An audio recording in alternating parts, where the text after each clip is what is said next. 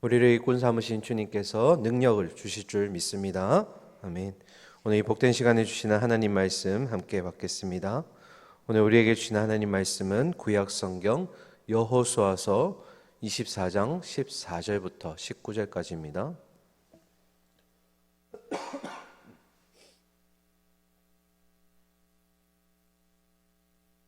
구약 성경 356면에 있습니다. 여호수아서 24장 14절부터 19절까지 하나님이 다 하신다라는 제목으로 말씀 받겠습니다. 교독하도록 하겠습니다. 14절입니다. 그러므로 이제는 여호와를 경외하며 온전함과 진실함으로 그를 섬기라. 너희의 조상들이 강 저쪽과 애굽에서 섬기던 신들을 치워버리고 여호와만 섬기라. 만일 여호와를 섬기는 것이 너희에게 좋지 않게 보이거든 너희 조상들이 강 저쪽에서 섬기던 신들이든지 또는 너희가 거주하는 땅에 있는 아모리 족속의 신들이든지 너희가 섬길 자를 오늘 택하라. 오직 나와 내 집은 여호와를 섬기겠노라 하니 백성이 대답하여 이르되 우리가 결단코 여호와를 버리고 다른 신들을 섬기기를 하지 아니하오리니 이는 우리 하나님 여호와께서 친히 우리와 우리 조상들을 인도하여 애굽 땅 종되었던 집에서 올라오게 하시고 우리 목전에서 그 큰 이적들을 행하시고 우리가 행한 모든 길과 우리가 지나온 모든 백성들 중에서 우리를 보호하셨음이며 여호와께서 또 모든 백성들과 이 땅에 거주하던 아모리 족속을 우리 앞에서 쫓아내셨음이라. 그러므로 우리도 여호와를 섬기리니 그는 우리 하나님이심이다 하니라. 여호수아가 백성에게 이르되 너희가 여호와를 능히 섬기지 못할 것은 그는 거룩하신 하나님이시요 질투하시는 하나님이시니 너희의 잘못과 죄들을 사하지 아니하실 것임이라. 아멘.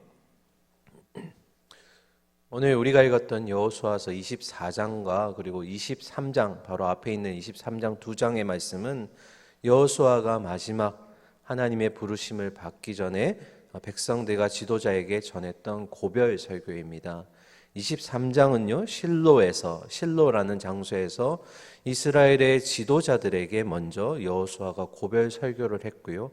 그리고 24장은 세겜이라는 지역에서 이스라엘 모든 백성에게 여호수아가 고별 설교를 하는 장면입니다.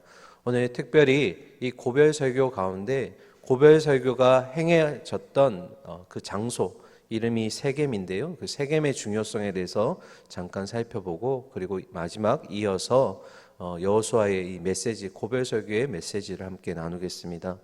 먼저 세겜인데요. 왜 이 고별 설교의 장소가 세겜일까라는 질문이 제 안에 들어왔습니다. 여호수아서에는 사실 굉장히 중요한 지명이 많이 있습니다. 첫 번째로 예를 들면 길갈이라는 장소가 있는데요. 이스라엘 백성들이 출애굽한 이후에 마지막 가나안 땅에 도착할 때 요단강을 건너게 되고 첫 번째 그 가나안 땅의 땅을 밟은 곳이 바로 길갈이었습니다.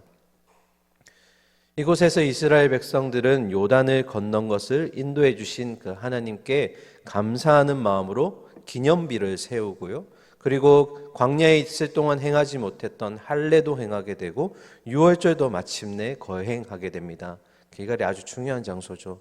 또 한 장소가 있는데요. 실로라는 장소입니다.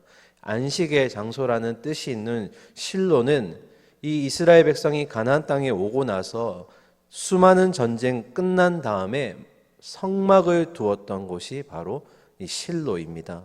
성막은 누가 거주하시는 것입니까? 하나님이 거주하시는 곳이고 그 하나님을 예배하는 장소, 제사를 지내는 하나님이 거하시는 처소입니다.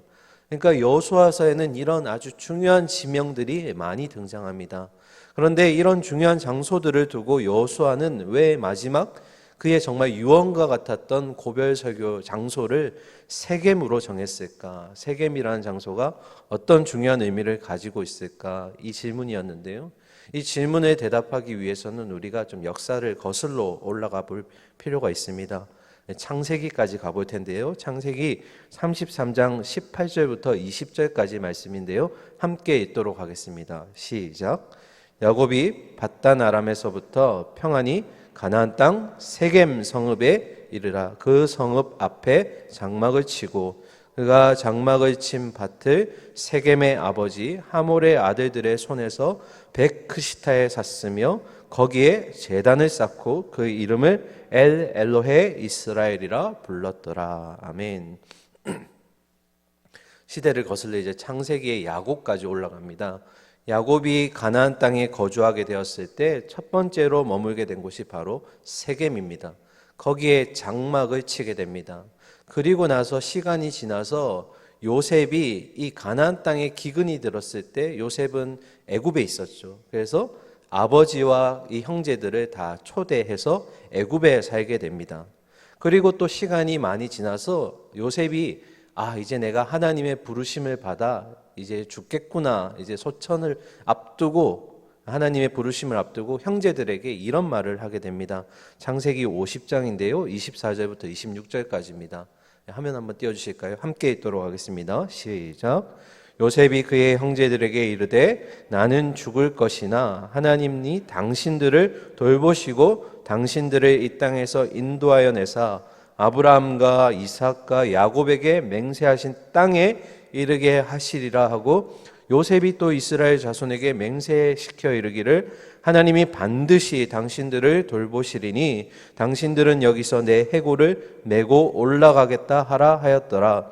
요셉이 110세의 죽음에 그들이 그의 몸에 향재료를 넣고 애굽에서 입관하였더라. 아멘. 여러분, 한 사람의 장례 절차를 예배 형식으로 잠깐 짧게 보면 죽기 직전에 어떤 예배 드리죠? 임종 예배를 드립니다. 그리고 죽고 난 다음에 입관 예배를 하고요. 그 다음에 발인을 하게 되고 마지막 하간 예배를 하게 됩니다. 그런데 오늘 좀 아이러니하게도 창세기 50장의 마지막 26절을 읽었을 때 요셉이 죽은 다음에 어디까지 소개되었죠? 입관까지 소개됐습니다. 그러니까 아직 장례 절차가 남아 있었던 거죠. 그런데 요셉이 이 유언과 같은 메시지를 형제들에게 전할 때 뭐라고 얘기했습니까? 나는 내 아브라함과 야곱과 거기 있던 땅으로 다시 돌아갈 것이라고 믿는다. 이 의미는 어떤 의미입니까? 다시 가나안 땅으로 내가 갈 것이다 라는 것을 지금 말하는 겁니다. 요셉이 비록 애굽에서 죽었지만 자신의 일생을 돌아보면서요, 하나님이 요셉 자신을 어떻게 만지셨고 어떻게 붙드셨고 어떻게 간섭하셨는지 요셉은 너무 잘 알고 있었어요. 그래서 그는 비록 자기가 죽기는 애굽에서 죽고 여기에서 잠들게 되지만 나는 결국 어디로 갈 거라고요? 가나안 땅으로 돌아갈 것을 알고 있었다라는 겁니다. 본인이 몸소 직접 가지는 못하겠지만 훗날 이스라엘의 후손들을 통해서는 하나님이 약속한 땅을 반드시 돌아올 것이라는 이 믿음의 눈으로, 하나님이 하실 거라는 믿음의 눈으로 바라본 것이죠. 그래서 히브리서 11장의 1절의 말씀, 믿음은 바라보는 것들의 실상이요 보지 못하는 것들의 증거니라는 이 말씀의 고백처럼 요셉은 믿었던 겁니다. 다시 돌아올 땅이 어디였을까요? 세겜이었습니다. 세겜. 그래서 이 세겜은 그런 믿음의 역사가 아주 중요한 장소인 거죠. 그곳에서 여호수아가 모든 백성들 앞에 서서 마지막 고별 설교를 하고 있는 겁니다. 그런 세겜이라는 아주 중요한, 이스라엘의 역사적으로도 아주 중요하고 하나님이 하셨던 그 역사의 현장에 지금 여호수아가 서서 고별 설교를 하고 있는 겁니다. 그래서 제가 여호수아 24장을 쭉 묵상해 봤어요. 24장 우리가 읽지 않았지만 이 1절부터 13절까지가 어떤 내용이었을까? 이런 내용입니다. 이스라엘의 아버지라 불렸던 아브라함, 이어서 이삭, 야곱, 또 모세와 아론을 통해서 그들이 처음에는 이방인이었지만 이 이스라엘 백성들을 하나님이 약속하신 가나안 땅으로 하나님이 어떻게 인도하셨는지를 지금 2절부터 13절까지 이 여호수아가 말하고 있습니다. 그래서 다시 말씀드리면 이방인이었던 본질상 진노의 자녀라고 불렸던 그들이 하나님 자녀가 되어서 여기 약속하신 가나안 땅까지 오게 되었는데 그 역사 속에서 이끄신 분이 누구라고 말씀하시는 겁니까? 하나님 본인이라고 얘기하는 겁니다. 그러니까 3절부터 13절까지 읽지는 않겠지만 보시면 제일 많이 등장하는 단어가 내가입니다. 내가 누구일까요? 하나님이라는 겁니다. 그래서 여러분 여호수아서의 핵심 메시지, 가장 중요한 중심 주제가 뭐냐면 바로 하나님이 다 하신다라는 겁니다. 사랑하는 새벽의 성도님들, 하나님이 다 하십니다. 하나님이 다 하십니다. 이게 여호수아서의 주제이기도 하지만 오늘 우리에게 주시는 하나님 메시지입니다. 하나님이 다 하십니다. 그 하나님의 일하신다는 내용을 여호수아가 너무나 많이 내가라는 표현으로 전한 다음에 이제 이 메시지를 전하는 겁니다. 오늘 본문인데요. 14절과 15절 함께 읽겠습니다. 시작.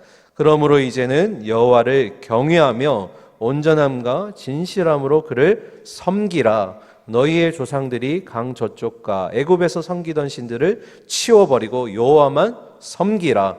만일 여호와를 섬기는 것이 너희에게 좋지 않게 보이거든 너희 조상들이 강 저쪽에서 섬기던 신들이든지 또는 너희가 거주하는 땅에 있는 아무리 족속의 신들이든지 너희가 섬길 자를 오늘 택하라. 오직 나와 내 집은 여호와를 섬기겠노라 하니. 아멘.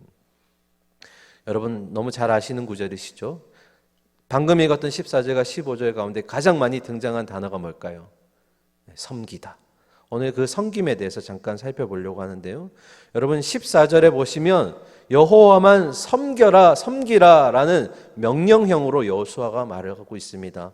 그런데 여러분 15절은 좀 이상합니다. 15절 보시면 섬길 자를 택하라 라고 되어 있습니다. 앞에는 명령형이었는데 뒤에는 선택형으로 바뀐 겁니다.